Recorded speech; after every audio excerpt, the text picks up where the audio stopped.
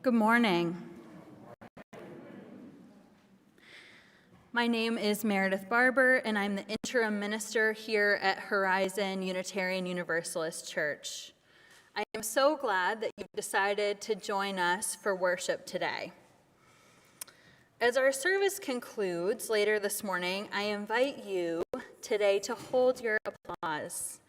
I know we're so excited to be back in the building, and I totally appreciate it as an expression of gratitude, but I want to encourage us this morning to maintain the contemplative, sacred space that we are creating together.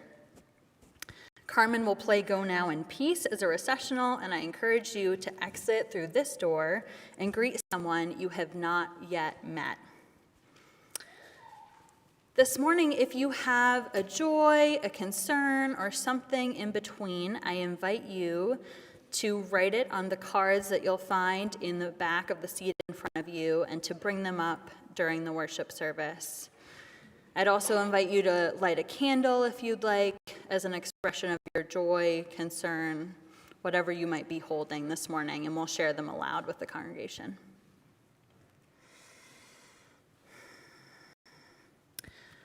We gather together this morning, both here in this physical space and in many other times and spaces, still a part of our community.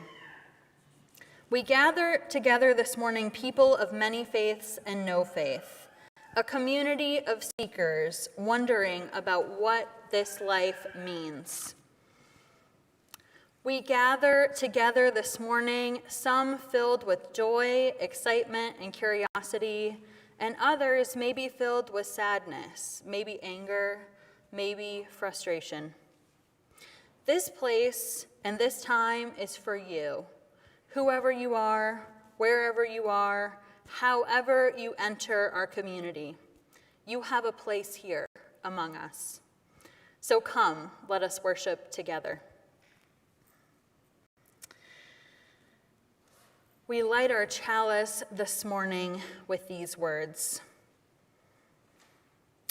We light our chalice in anticipation of this season of light and darkness, this season of arrival, this season of not knowing.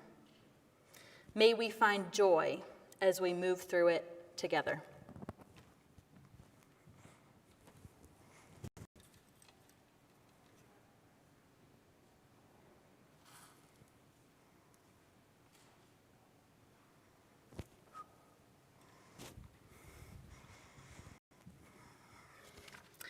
I invite you to join me now in saying together the words of our affirmation, which you'll find printed in your order of service. Love is the doctrine of our church. The quest for truth is its sacrament, and service is its prayer. To dwell together in peace, to seek knowledge and freedom, to serve humanity in harmony with the earth, thus do we covenant together. So now I'd like to invite us to listen to or to hum along with our opening hymn, Jubilate Deo.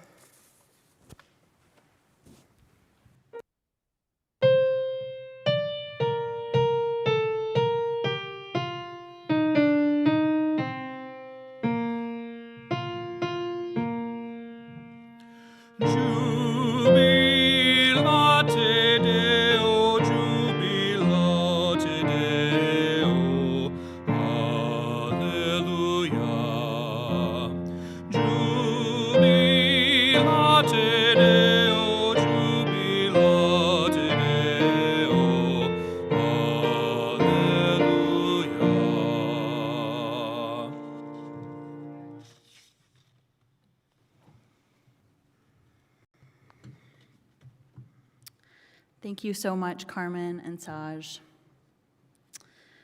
So today we're going to pass the offering basket. We're adding things in slowly, one at a time. And so this is our new month, December. Our Share the Plate offering this month goes to Refugee Services of Texas, which serves refugees, immigrants, and displaced people in their efforts to integrate and thrive in their new communities. What a way to work toward a more loving world. The offering will now be joyfully given and received.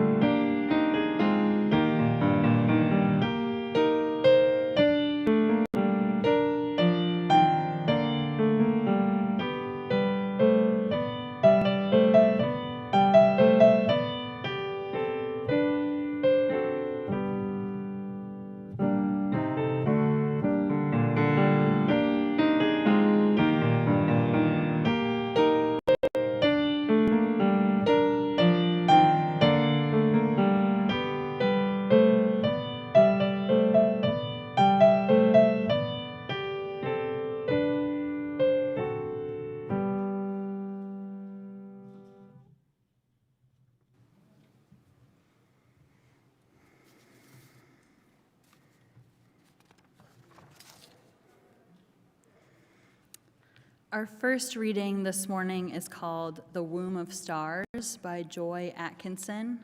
It's one of my favorites for this time of year.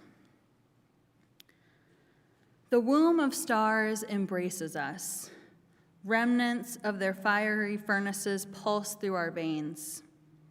We are of the stars, the dust of explosions cast across space. We are of the earth. We breathe and live in the breath of ancient plants and beasts. Their cells nourish the soil. We build our communities on their harvest of gifts. Our fingers trace the curves carved in clay and stone by forebears unknown to us. We are a part of the great circle of humanity, gathered around the fire, the hearth, the altar. We gather anew this day to celebrate our common heritage. May we recall in gratitude all that has given us birth.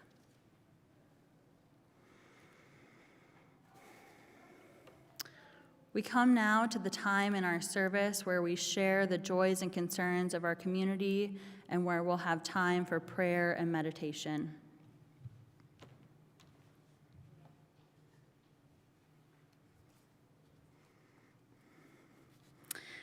We have a joy to share. Horizon was approved last week by UUMFE as a candidate for Green Sanctuary certification. Thank you. Thanks to all. Wow. May we all share in that joy. I invite you to close your eyes now for a few breaths of silence.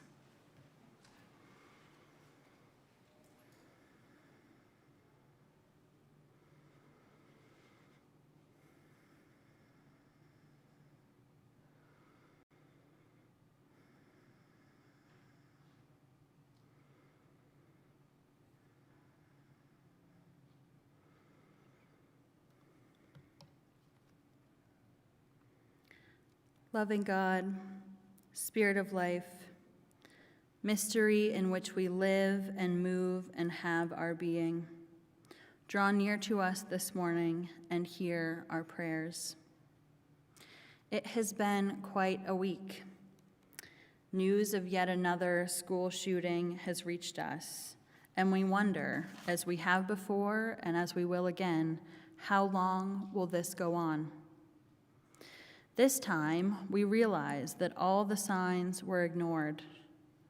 What will it take for us to understand that our decisions impact other people in ways beyond our imagination? As news of this new variant strikes fear in our hearts, Spirit, be with us in our fear. which is rooted in concern for the world. Finally, we watch in rage as we wonder if our courts will take away a person's right to make decisions about their bodies, something we hold sacred. In this time of anticipation and arrival, we may wonder what exactly we are waiting for. For all who are exhausted, may you find strength. For all who are hurting, may you find relief. For all who are lonely right now, may you know love. For making room for love amidst the struggle will surely lead us to peace. May it be so.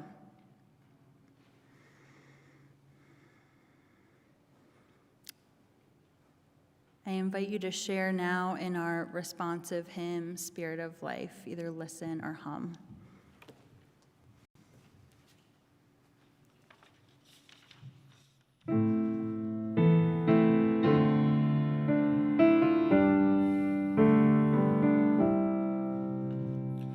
Spirit of life, come unto me. Sing in my heart all the stirrings of compassion. Blow in the wind, rise in the sea, move in the hand, giving life the shape of justice. Roots hold me close, wings set me free. Spirit of life, come to me, come to me.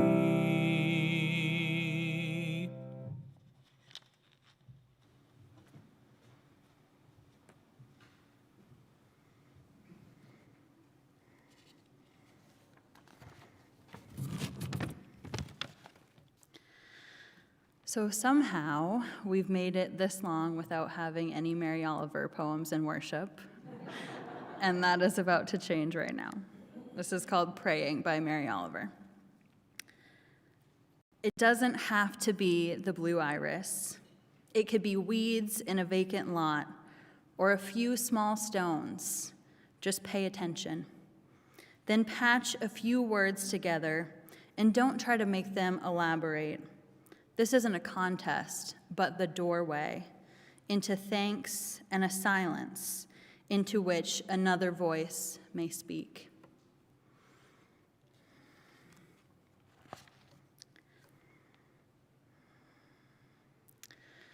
So this morning is the second Sunday of Advent, and our theme for today is peace. For those who joined us last week, we talked quite a bit about the history of Advent, about our Universalist heritage, and what it meant for our ancestors to believe in a loving God, in contrast to the mainstream theology at the time. And today, I think we can hold our Universalist roots close without belief in a literal God, as we work for a world where love has the final word. The possibilities in that, and the idea that our hearts are open to hope no matter what, in the unexpected places, on a timeline we wouldn't necessarily choose, are beautiful. Hope can lead to peace, as we said last week. Each theme leads to the next, in that we're beginning to have faith and trust in things that we cannot know for certain. And part of trusting is letting our anxiety fall away, learning to believe that it can't help the situation, that all we can do is to live in the present moment. As we heard in the reading earlier from Joy Atkinson, we are held in the womb of stars, something ever expanding to hold all of creation. We gather to express gratitude for all we are a part of and breathe in the peace of remembering our small place, the peace that remembering our small place in the universe brings. Last summer, in July of 2020, I was getting ready to start my internship in Memphis. We'd recently moved into our house. I was soaking up all the time between seminary and my internship while trying not to panic at the state of the world. And I was drinking my coffee one morning when I saw that Taylor Swift had released a new album, and I immediately had to play it. The first song was a love letter, describing all she would do for her beloved, but the refrain went, "I could never give you peace." Peace may sneakily be the most challenging week of Advent in this season of hurry. There is a lot going on right now, and I've said that to you all many times, but it's true, both in our church community and in our world. It is certainly an interesting time to be preaching peace. As Unitarian Universalists, our justice-seeking heritage will always call us to create a world that looks different from the one we're living in. In my own life, I alternate between being filled with awe sometimes at the world around us and also feeling such frustration and sadness, knowing that we can do better for one another. This week, as I said before, we've had another school shooting, a situation where it seems that many ignored their gut instincts and refused to see warning signs, and it is gut-wrenching. Fears about the Omicron variant continue to rise as we wonder, how long will this go on? Will we be okay? Will we be protected? Are things going to change again? And I can feel within me and within you the anxiety rising. And in some ways, rise it should. There is nothing worse than being told, "Don't worry, everything will work out." You're like, hello? Are we all here in the same world? I'll worry if I want to. And there is another Mary Oliver poem for that called I Worried. Presbyterian minister turned writer Frederick Buechner wrote in his book Beyond Words, "Peace has come to mean the time when there aren't any wars or even when there aren't any major wars. Beggars can't be choosers. We'd most of us settle for that. But in Hebrew, peace, shalom, means fullness, means having everything you need to be wholly and happily yourself." What Buechner doesn't expressly say here, that I will fill in, is that peace doesn't mean that everything is the way we want it, that we ignore the pains of the world, or that we've insulated ourselves against worry. I believe that peace begins with acknowledging the fullness of life and making room for love amidst the chaos. And this brings us back to our participation in Advent as Unitarian Universalists, to what we're doing here in the first place. Hope can lead to peace, as we said last week, and part of that is letting anxiety fall away. But the thing about life and about worrying is that we're always trying to control. We're always trying to take control of things we really don't have much control over.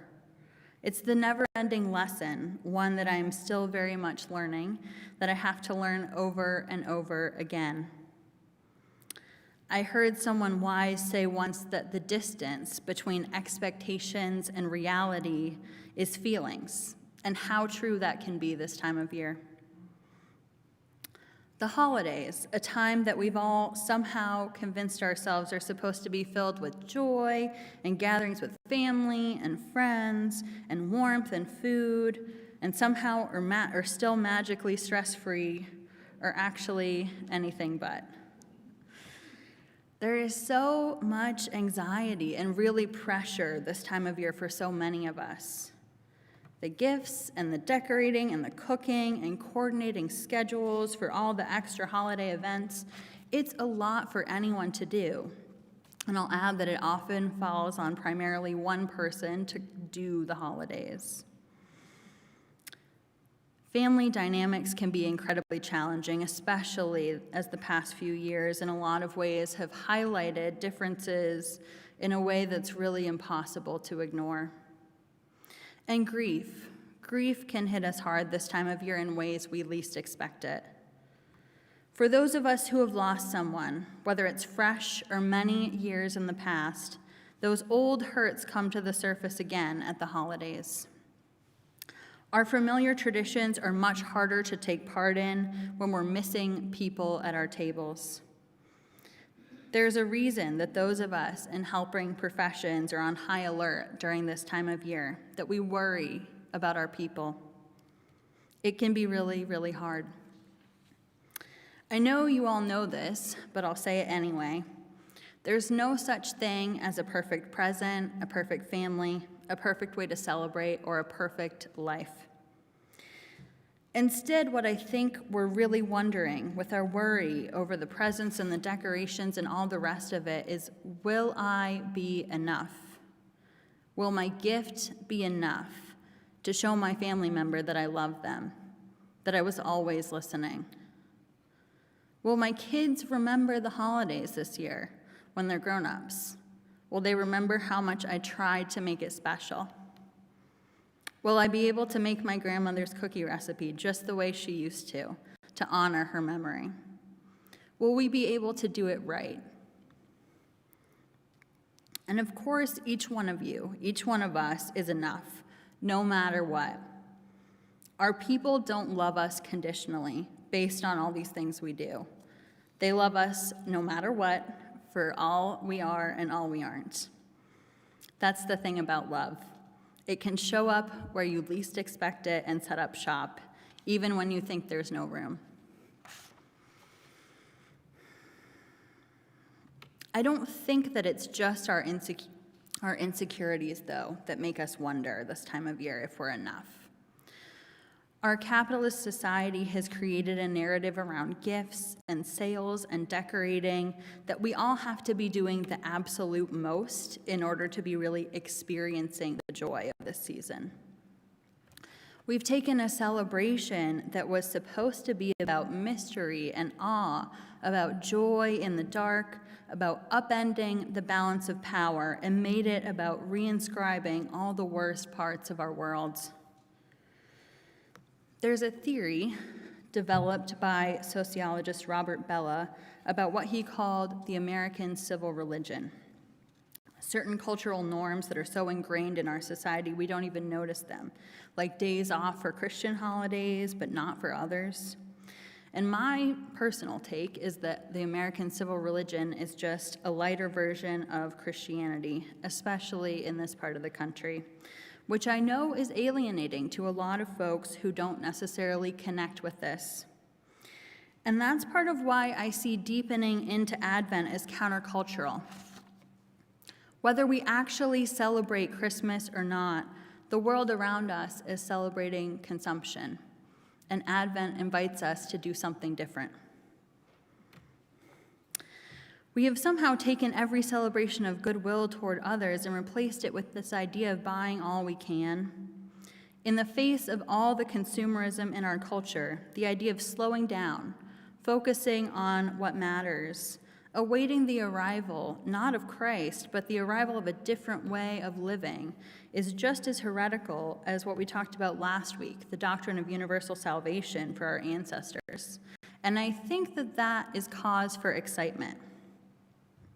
Advent pushes back on the consumerism and the rush and the hurry of the Christmas season in anticipation of something else, maybe something we can't even name. And in certain ways, Advent also follows that countercultural pattern with its solemnity, its calls for quiet and reflection. To know peace when everything in our culture is telling you otherwise is bold. To know that your worth doesn't come from all you can produce is dangerous, a defiant act of resistance.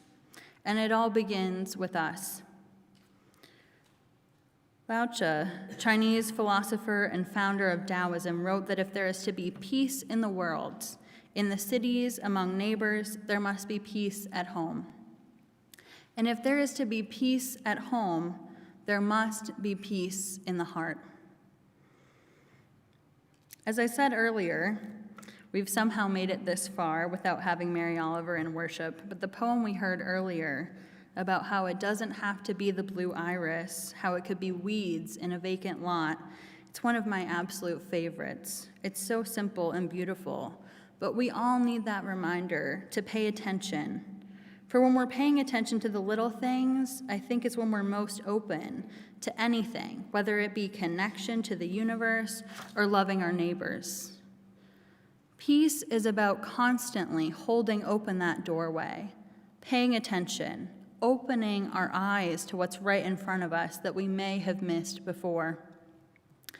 And this is part of what it means to take a more spiritual approach to this time of year, to participate in the traditions or to make some new ones because we really want to allow ourselves to feel authentic joy that doesn't have to do with things, to let go of perfection and our fears about whether we're enough, to make our hearts a doorway into which some other voice may speak.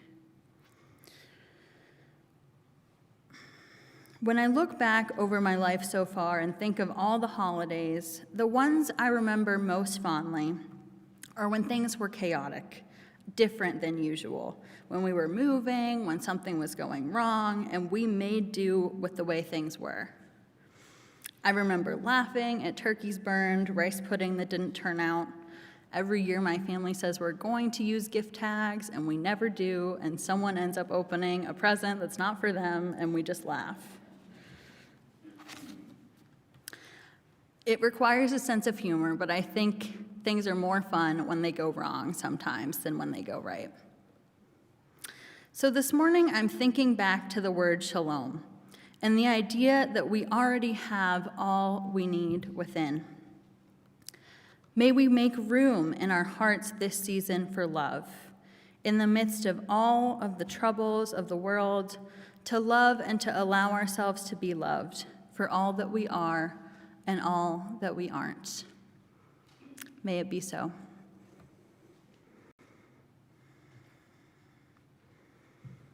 I invite us now to listen to our closing hymn, In the Bleak Midwinter.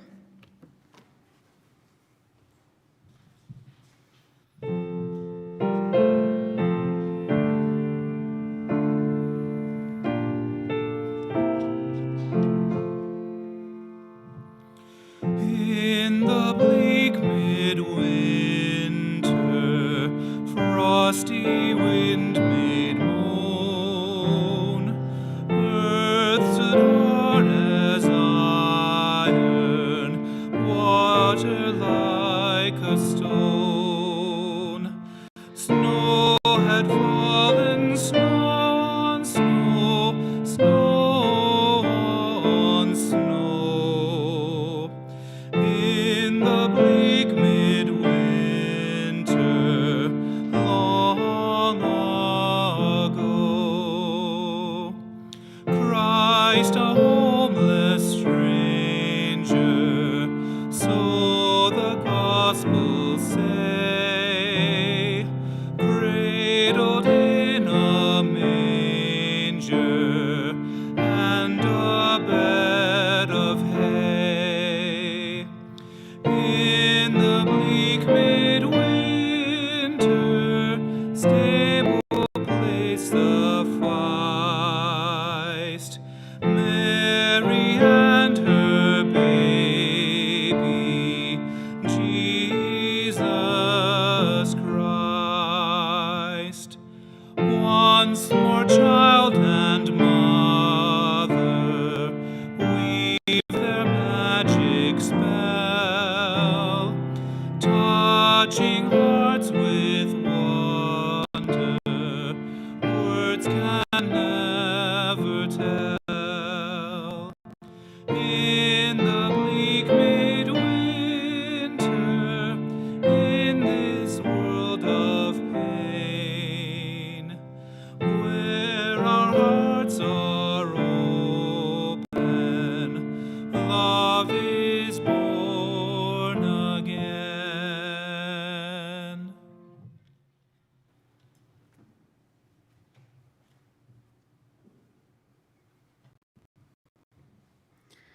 Thank you so much, Saj and Carmen.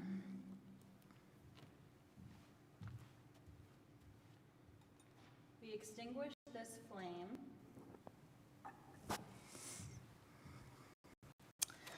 But not our mission to welcome radically, love boldly, grow spiritually, and serve courageously. This we do because we envision a beloved community filled with compassion, helping all to thrive in a just world. Friends, as we go forth from our time together this morning, my hope for you is that you make room in your heart for love amidst everything else. Go in peace.